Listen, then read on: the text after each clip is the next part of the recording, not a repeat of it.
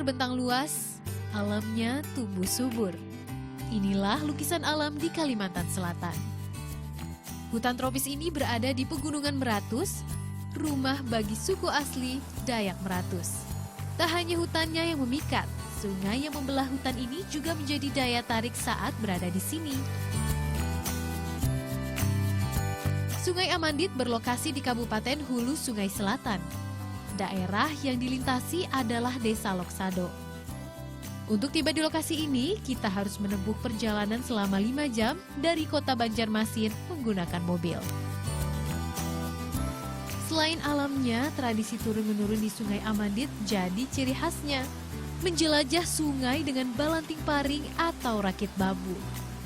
Kini bambu rakit digunakan sebagai fasilitas pariwisata. Dahulu, transportasi tradisional ini berfungsi sebagai penghubung warga antar desa yang terbelah oleh sungai. Tradisi membuat rakit bambu masih dipertahankan sebagian warga di Loksado. Salah satunya Ramli. Sudah 35 tahun ia menjadi pembuat rakit. Balanting paring atau rakit bambu adalah objek wisata favorit di sini. Bambu diubah menjadi rakit untuk menyusuri sungai sambil menikmati keindahan alam di Pegunungan Meratus. Bapak mau ngangkat? Tanaman bambu banyak tumbuh di sekitar Loksado. Warga manfaatkan hasil alam ini untuk membuat rakit. Butuh 16 hingga 20 bilah bambu berukuran panjang 6 meter.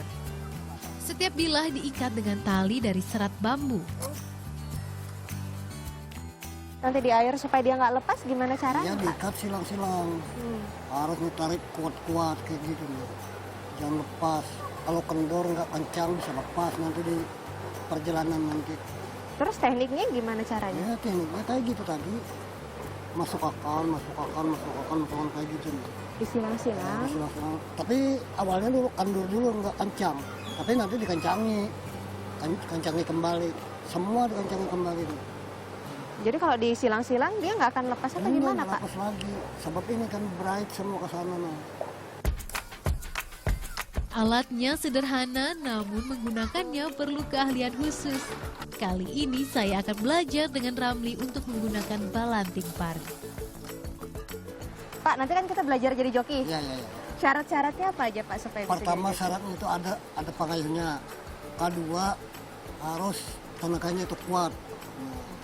Ketiga berani orangnya. Gitu. Dan kalau misalnya kecebur naik lagi rakitnya gitu nah. Jangan takut. Kalau arusnya deras, kalau tiba-tiba kita kehalang batu gimana caranya? Itu kan berhenti dulu, nanti dibongkar lagi. Misalnya ditarik atau diundur atau lidahnya dimajukan gitu nah.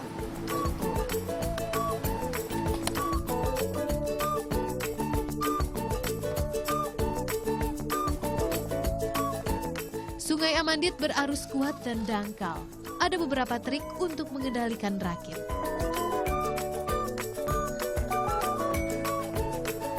Untuk joki pemula seperti saya, maka latihannya seperti tadi. Di arus yang tenang supaya mudah untuk mengendalikannya. Tapi, untuk arus yang deras seperti itu, kata si Bapak, tipsnya adalah semakin cepat arusnya, maka semakin sigap dan semakin cepat joki harus mengendalikan rakit bambu.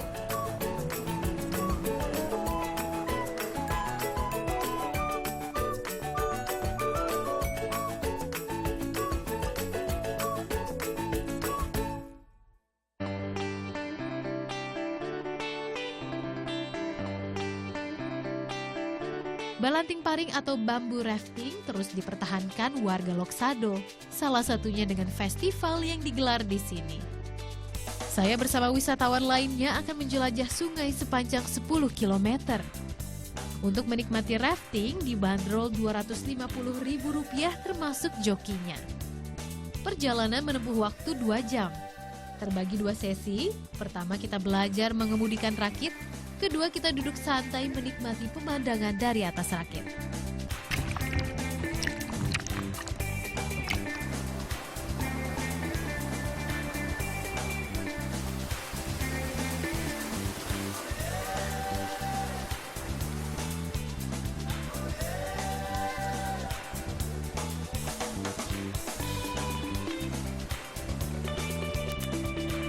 Nah, di tengah perjalanan kita harus bersiap jika rakit terhambat seperti tersangkut batu.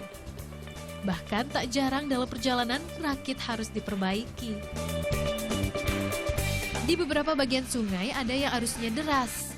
Menantang, tapi kita harus tetap waspada selama perjalanan. Menyusuri sungai, kita dimanjakan dengan keindahan alam hutan di kaki Gunung Meratus. Nah, ada beberapa tips yang bisa dilakukan saat berwisata di sini. Utamakan keselamatan dengan menyewa pelampung seharga Rp10.000. Alas kaki juga perlu diperhatikan. Gunakan sandal atau sepatu anti licin. Jangan lupa juga membawa kamera anti air untuk abadikan momen selama di sungai.